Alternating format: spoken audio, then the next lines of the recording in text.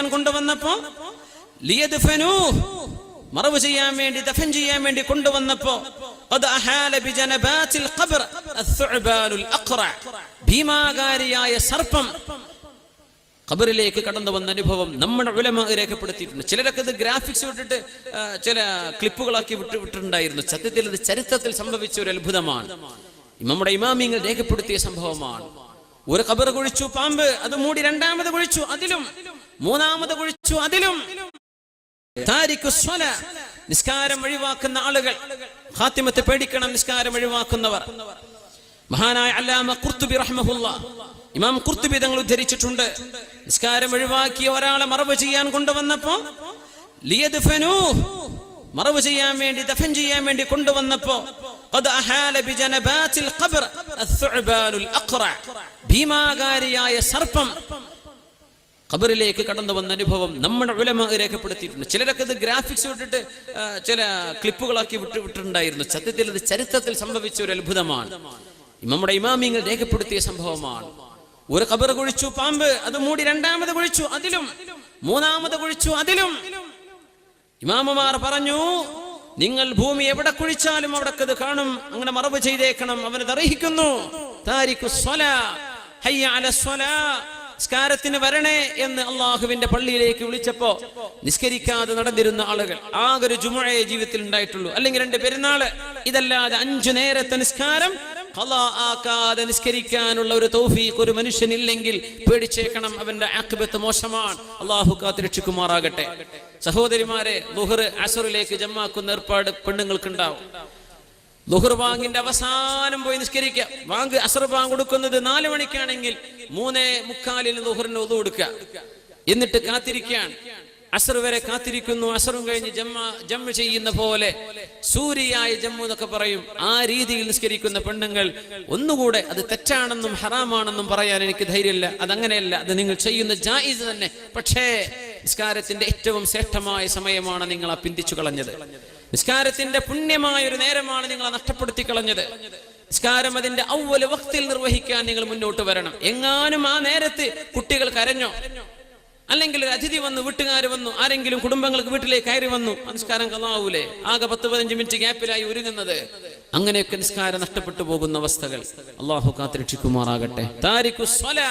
നിസ്കാരം ഉപേക്ഷിക്കുന്നവർ അൽമദീൻ, കടബാധ്യതയുള്ള ആളുകൾ. ഹബീബായ റസൂലുള്ളാഹി സ്വല്ലല്ലാഹു അലൈഹി വസല്ലം തങ്ങൾ യുദ്ധത്തിൽ മരിച്ച ഒരു ഷഹീദായ ഒരു സ്വഹാബിക്ക് പോലും കടബാധ്യതയുള്ള അവസ്ഥയിൽ നിബിതങ്ങൾ മയ്യിത്ത് നിസ്കരിക്കാൻ വിസമ്മതിച്ചിട്ടുണ്ട്. നിബിതങ്ങൾ പറയുമായിരുന്നു, ഷഹീദായ മനുഷ്യൻ അള്ളാഹു എല്ലാം പുറത്തു കൊടുക്കും, കടമൊഴികെ. കടം അള്ളാഹു പുറത്തു കൊടുക്കില്ല. അത് വീടപ്പെടുന്നവരെ കടം വീട്ടപ്പെടേണ്ടതാണ്. അദ്ദൈനു ഹമ്മും ബില്ലൈലി ദുല്ലും ബിന്നഹാർ. നിബിതങ്ങൾ പറയുമായിരുന്നു, കടമെന്ന് പറയുന്നത് രാത്രിയിൽ ടെൻഷനാണ്. പകലിൽ അത് നാണക്കേടാണ്. പകലിൽ നാണക്കേട്, മാനക്കേട്, രാത്രിയിൽ ടെൻഷനും. ആർക്ക്? കടം വാങ്ങിയവന് എന്ന് പറഞ്ഞു റസൂലുള്ളാഹി സ്വല്ലല്ലാഹു അലൈഹി വസല്ലം. ഇന്ന് നേരെ മറിച്ച്, കടം കൊടുത്താക്കാണ് ഇപ്പൊ ഈ അവസ്ഥ. ഉടച്ചോനെ കിട്ടൂലല്ലോ റബ്ബേ പൈസ, ഓൻ ഉറക്കില്ല. കടം വാങ്ങിച്ചാള് ചെത്തി പൊളിച്ച് നടക്കുക. കാറ് റെന്റിനൊന്ന്, മറ്റൊന്ന് വേറൊന്ന് വാങ്ങിച്ചു, ഓൻ അവിടെ പോയി ഇവിടെ പോയി. പടച്ച റബ്ബേന്റെ പൈസ കൊണ്ടാണല്ലോ ഇവന് കളി കളിക്കുന്നത്. കൊടുത്തോൻ ഉറക്കില്ല. നബി തങ്ങൾ പറഞ്ഞു, വാങ്ങിച്ചവൻ ഉറക്കുണ്ടാവില്ല. ഇത് നേരെ മറിച്ച് വാങ്ങിച്ചു അന്തസ്സിൽ കൂർക്കം വലിച്ചുറക്കുന്നുണ്ട്. കടം വീട്ടാൻ ഉള്ള ചിന്ത പോലും ഇല്ലാതെ ഗുരുതരമായ അനാസ്ഥയാണത്. ചെയ്തു പോവരുത്. നബി തങ്ങൾ പറഞ്ഞു സ്വല്ലല്ലാഹു അലൈഹി വസല്ലം, തങ്ങളുടെ മുമ്പിലേക്ക് ഒരു ജനാസ കൊണ്ടുവന്നപ്പോ ആ ജനാസക്ക് സ്വഹാബിക്ക് കടമുണ്ട്, കടബാധ്യതയുണ്ട്. തങ്ങൾ പറഞ്ഞു, ഞാൻ നിസ്കരിക്കൂല.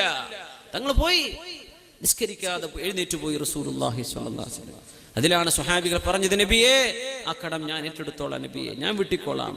അങ്ങനെ നബി തങ്ങൾ തിരിച്ചു വന്നു മയ്യിത്ത് നിസ്കരിച്ചു. എന്താർത്ഥം? കടം ബാങ്കിൽ നിന്നെടുത്ത കടങ്ങളാണെങ്കിലും വ്യക്തിയിൽ നിന്നെടുത്തതാണെങ്കിലും കടം കടം തന്നെയാണ്. ബാങ്ക് എന്ന് പറഞ്ഞത് കെട്ടിടല്ല, കുറെ മനുഷ്യന്മാർ നടത്തുന്നത് തന്നെയാണ്. തിരിച്ചു കൊടുത്തേ പറ്റൂ. എങ്ങാനും ഞങ്ങൾ ബാങ്ക് ഇടപാടുകൾ നടത്തിപ്പോയത് ഹറാമായതോ അല്ലാത്തതോ ആയ ഏതിടപാടുകളും ഇടപാടുകൾ തീർക്കേണ്ടതാണ്. അതിനെ സംബന്ധിച്ച് എപ്പോഴും ബോധം വേണം. ഇടപാടുകൾ തീർക്കാതെ മരിച്ചു പോകുന്ന ആളുകൾ ഗുരുതരമായ അള്ളാഹുവിന്റെ ശിക്ഷയ്ക്ക് പാത്രീഭൂതരാവേണ്ടി വരും.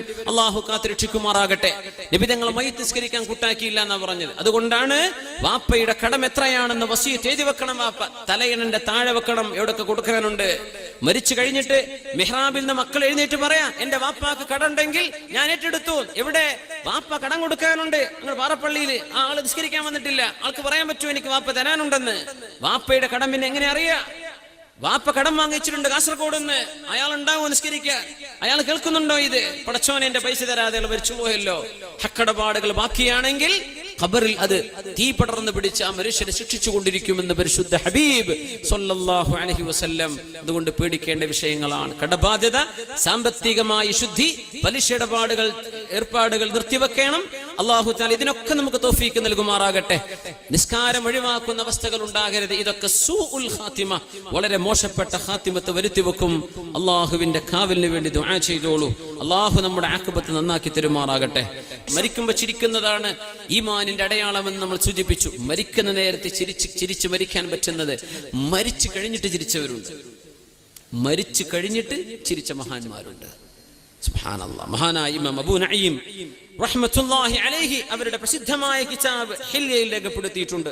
മഹാനായ അല്ലാമ ഇബ്നുൽ ജൗസി അവരുടെ സഫ്വത്തുസ് സഫ്വിയയിൽ ബഹുമാനപ്പെട്ട ദിബ്ഇ ഇബ്നു ഹിറാഷ് റഹ്മത്തുള്ളാഹി അലൈഹി സംബന്ധിച്ച് രേഖപ്പെടുത്തിയിട്ടുണ്ട്.